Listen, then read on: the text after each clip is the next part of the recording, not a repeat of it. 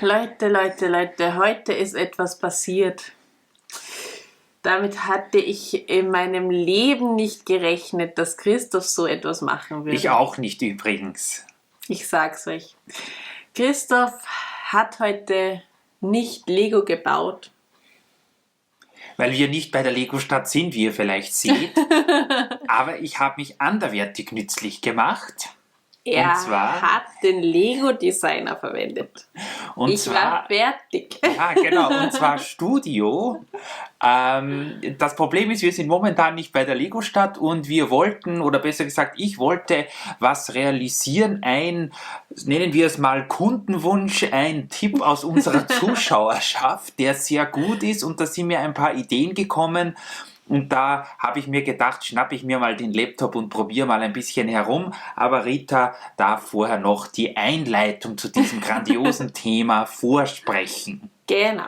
Also, es geht darum, dass einige von euch uns den Tipp gegeben haben, einerseits, dass wir ja diese Stempen, die wir in der Stadt haben, irgendwie verkleiden sollten, idealerweise mit irgendwelchen Lego-Sachen. Und andererseits auch der Tipp, ein Hochhaus zu bauen. Und ja, Christoph hatte heute Vormittag die Eingebung und hat sich jetzt im Studio daran gemacht, eben ein solches Stempenverdeckungshochhaus zu konstruieren. Und weil natürlich die Frage ist, welche von den Stempen, denn wir haben ja einige in der Genau, Stadt. wir blenden euch ein paar Bilder ein, damit ihr Genau. wisst, wo das ist. Das ist in der Nähe von der Innenstadt. Wir haben ein paar Fotos gemacht, damit wir auch wissen, wie groß das sein muss. Genau, für die, die schon lange dabei sind, wo früher der alte Radio immer gestanden ist. Genau, bei dem Stempen ist das jetzt. Jetzt mittlerweile ist ja der Radio leider nicht mehr da. Aber wir haben da diese kleine Alexa, die uns jetzt immer den Radio gut vorspielt. Und genau. Genau, also das Da Projekt ist als solches, danke nochmal für die Tipps, wie gesagt, aus den Kommentaren. Es geht sich da nicht wirklich viel aus, weil wir rundherum schon ziemlich viel verbaut haben, wie ihr vielleicht auch auf den Genau. Fotos gerade gesehen habt. Aber Zum Beispiel die Tankstelle haben wir auf der einen Seite, auf der anderen Seite die Gleise, beziehungsweise diesen kleinen Bahnhof. Genau. es geht aber einfach nur darum, dass rund um diesen Holzpfosten einfach eine Hochhausfassade gebaut wird. Etwa so in der Höhe, ich schätze mal nicht ganz 2 Meter insgesamt dann vom Boden, natürlich nicht von der Tischplatte. Und da habe ich mich heute, und das zeige ich euch hier, wieder mal mit dem Studio beschäftigt. Ich habe das auf meinem Laptop wieder mal neu installiert, das war gar nicht mehr drauf. Und ich habe auch am Anfang ziemlich viel geflucht, weil es irgendwie nicht funktioniert hat. Und ich habe alles vergessen gehabt. Hier, wie das funktioniert mit den Steinen und wie man die Kamera dreht und so weiter. Das war alles nicht ganz so einfach. Also ich habe das jetzt mal ausgemessen. Und übrigens auch ein Tipp, falls ihr noch nie das Studio verwendet habt, passt bitte mit der Auswahl der Teile unbedingt auf. Denn was auch hier passiert ist und auch mir schon passiert ist, deswegen habe ich damals die Nerven weggeworfen. Wenn man das falsche Teil verwendet und ein super altes stattdessen verwendet, kann natürlich der Preis für so eine kleine Konstruktion auch schon mal in die Höhe schnellen, wenn es das Teil zum Beispiel nicht mehr gibt. Genau, ich habe zum Beispiel das Erdgeschoss hier unten angefangen zu bauen, dann habe ich mal kurz geschaut, ob alles in Ordnung ist, waren wir schon fast bei 400 Euro. Da hat irgendwas mit den Fensterteilen nicht hingehaut. Jetzt haben wir aber die richtigen, also ihr müsst euch das so vorstellen, im Inneren des Hochhauses kommt leider keine Einrichtung hinein, da kein Platz ist. Es ist dort nur diese Holzpfostengeschichte, aber außen soll es ganz nett werden und wir haben jetzt 2 Varianten für euch. Ich bin für die eine, Rita für die andere, also ihr entscheidet, wie immer natürlich. Und zwar folgendes, wir haben gesagt, wir bauen an 2 der 4 Seiten, da es ja keine Inneneinrichtung gibt, Balkons hin. Also, Genau. Oder Balkone, was ist denn überhaupt die Mehrzahl? Keine Ahnung. Balkone. Ihr wisst es. 2 von 4 Seiten haben Genau. Balkons, die andere nicht. Wir haben uns für 2 Seiten entschieden, weil das die Seiten sind, die besser beleuchtet sind. Das heißt, die eine Seite, also die schmale Seite, die ihr hier rechts seht, die schaut quasi Richtung Hauptplatz. beziehungsweise diesen kleinen Platz, den Christoph da konstruiert hat, und die lange Seite Richtung Strand. Die anderen Seiten sind eben recht schlecht beleuchtet und außerdem haben wir uns gedacht, wenn wir uns so die normalen Wolkenkratzer, in unserer Stadt gibt es keine wirklichen Wolkenkratzer, höheren Häuser in unserer Stadt anschauen, ist es auch meistens so, dass die ja nicht an allen 4 Seiten Balkone haben. Deswegen nur an 2 Seiten. Ganz richtig, ja, das ist ganz richtig. Als solches haben wir uns entschieden, hier diese großen Fensterpaneele oder Türrahmen zu nehmen, die im Prinzip fast jeder für seine Hochhäuser nimmt. Die sind einfach günstig und man kann relativ viel Höhe gewinnen damit. Und ich finde, sie sehen auch gut aus. Finde ich auch. Dann hier ein paar, das wird vielleicht noch ausgetauscht. Ich habe mir gedacht, dass man hier vielleicht ein bisschen Pflanzen an die Fassade bauen kann. Auch hier unten, da gibt es ja noch keine Balkons. Hier wird vielleicht eine Bank hineingebaut, dann ist hier das Logo. Und wir haben jetzt hier 2 Varianten. Einerseits hier mit 2 Balkons hier und 2 Balkons hier und das auf jeder Ebene. Das wäre mein Vorschlag. Und Ritas Vorschlag ist dieser hier.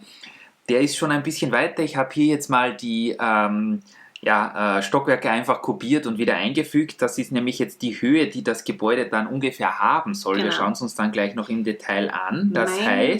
Mein Vorschlag war, dass wir nicht quasi auf jedem Stockwerk 4 Balkone haben, sondern immer abwechselnd auf der einen Seite und dann auf der anderen Seite jeweils 2 haben.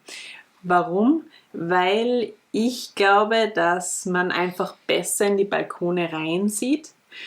Und ich glaube, sonst ist es einfach extrem überladen und erinnert irgendwie vielleicht an ein Wimmelbild, wo einfach nur extrem viel passiert. Und um das jetzt irgendwie ein bisschen zu veranschaulichen, denn ihr wisst, ich habe mit diesem Studio nicht so viel am Hut, habe ich jetzt mal das auf meine Weise versucht und, und habe hier das quasi nachgebaut.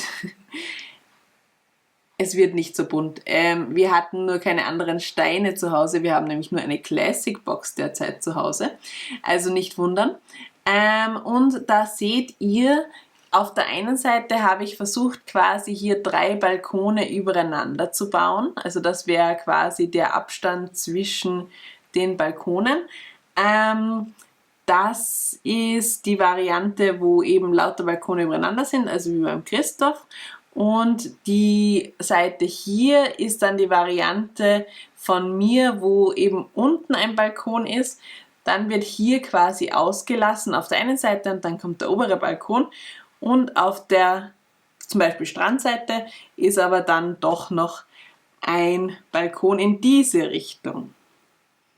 Ja, also ich glaube, wenn Rita das jetzt schon so anschaulich präsentiert hat, dann brauchen wir die Abstimmung gar nicht mehr zu machen. Schauen wir uns noch mal kurz im Studio an, was das bedeuten würde. Den einen Stein geben wir mal weg hier. Das heißt also, Dach brauchen wir im Prinzip keines machen. Es war nur so, wir haben gesagt, weil das Gebäude ja überhaupt keine Innenleben hat, machen wir dafür nette Balkone, die alle irgendwas porträtieren. Das heißt zum Beispiel, auf einem Balkon ist ein Ehepaar gerade zu Abend, auf einem anderen Balkon hat jemand einen Vogel im Käfig, wieder auf einem anderen Balkon sitzt jemand im Bällebad und so weiter. Also das wollen wir machen.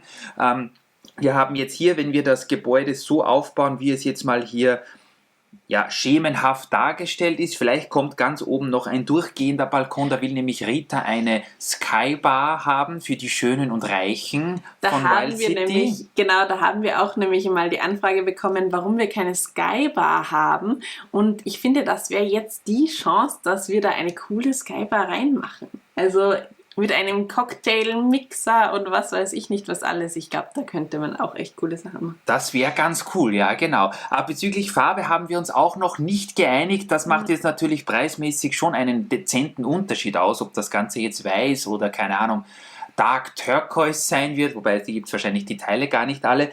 Sollten wir es in weiß machen, sind wir jetzt hier bei einem Bricklink-Preis von 344 US-Dollar, wobei ich habe schon bei ein paar Teilen nachgeschaut, das wird um einiges günstiger, speziell wenn man da ein bisschen gebrauchte Teile nimmt, so wie wir es immer machen.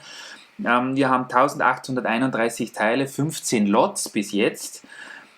Das Gebäude hat eine Höhe von 115 Zentimetern, also das ist schon mal ganz in Ordnung, würde ich sagen. Genau. Die Tischplatte ist 80 plus 115, da sind wir dann auf fast 2 Metern oben. Ich bin 1,90, das ist ideal.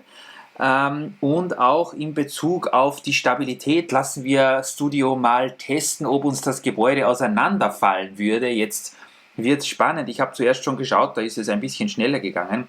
Alles im grünen Bereich. Es gibt ein paar Probleme mit der Klemmkraft hier bei dem Fensterteil am Rand, aber mich wundert es eigentlich, dass dort, wo die Balkons sind, dass dort nichts ist. Auf jeden Fall keine Stabilitätsprobleme. Ideal. Das ist wirklich schön.